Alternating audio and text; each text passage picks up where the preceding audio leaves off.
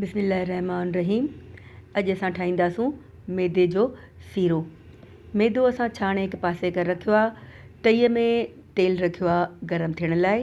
जॾहिं तेल गरम थिए उन में नंढा फोटा विझी ऐं शामिलु कंदासूं छणियल साफ़ थियल मैदो। पोइ मैदे खे तेल में असां चङी तरह भुञंदासूं।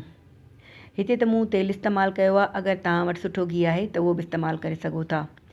मैदे खे एसि ताईं भुञंदासूं जेसि ताईं हू हल्को गुलाबी थिए ऐं हिन मां हिकिड़ी सुठी ख़ुशबू अचे।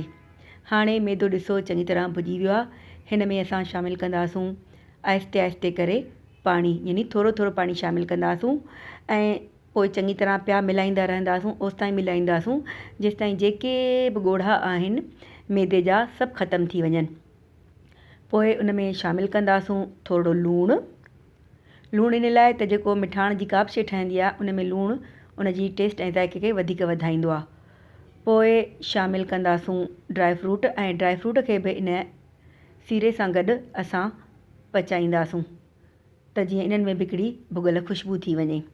पोइ शामिलु कंदासूं खंडु ऐं जॾहिं खंडु ॻरे ऐं असांजो हलवो जेको सीरो असां ठाहियो आहे इहो तेल छॾणु लॻे त पोइ लाइ असां डिश में रखंदासूं। अगरि तव्हां चाहियो त हिन सीरे खे 5 मिंट दम ते बि रखी सघो था, न त ईअं बि असांजो झटपट तयारु आहे।